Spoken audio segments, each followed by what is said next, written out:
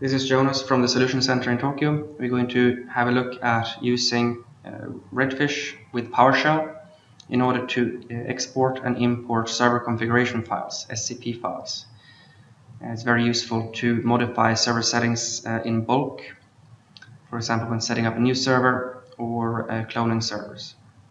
This is the script we're going to use, or the commandlet we're going to use. I'm going to do get help for it so that we can see what the options are.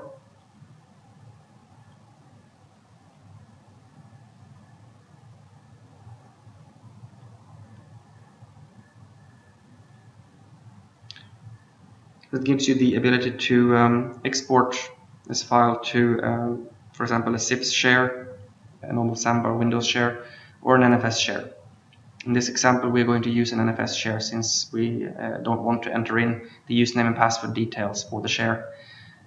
It'll be a little bit shorter commands. So first of all, we'll just export it, and it's very straightforward. Just to enter the iDRAC IP, username and password.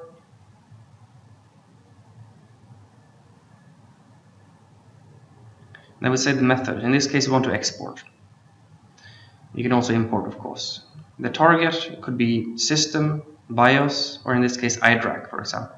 We specify the share type to be NFS, and we say where the share is, as well as the IP address of the NFS server, and then we name the file. So we'll put something easy to recognize, windows.demo, and at the end it's the export format, which we specify to be XML. We kick that off. It has now created a job for this, a job ID, which we can also verify via the GUI. And it now has an export server configuration profile job running. So we let that go through. It's fairly quick, only 11 seconds. Let's just have a look at the NFS server. See if the file has been successfully uploaded to the share, and it is right there.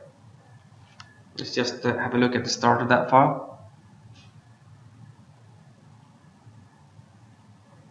As you can see, it's standard XML text format. We want to do an import test as well, so we'll just copy this file and rename the new file import instead of export.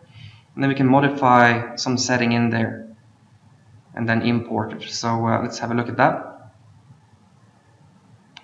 For example, we could change the VNC server, let's say the port. It's 8080 right now.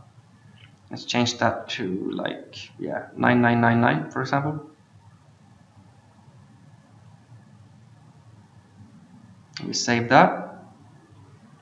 And we do a diff so that you can see the differences in the original file versus the new file.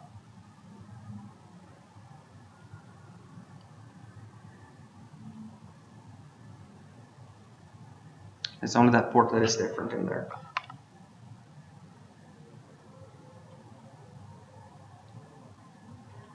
Now we run the same script, except this time we're not going to enter any information on the command line directly.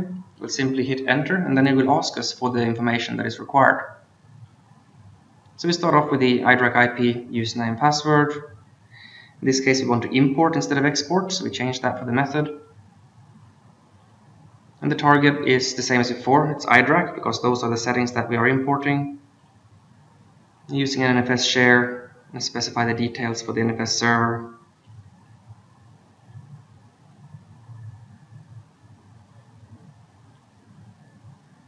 And then we give it the new file name, the one that we just created now.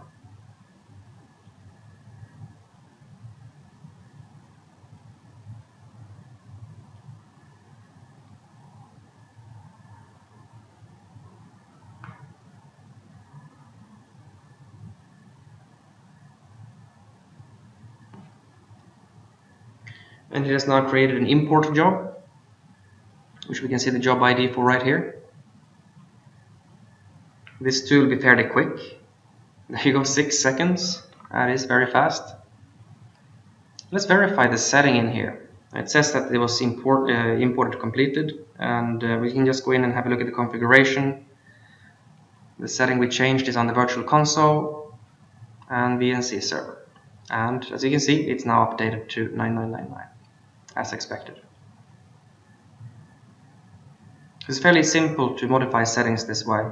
You can modify any setting in the server. You can of course modify all the settings in the server as well at once.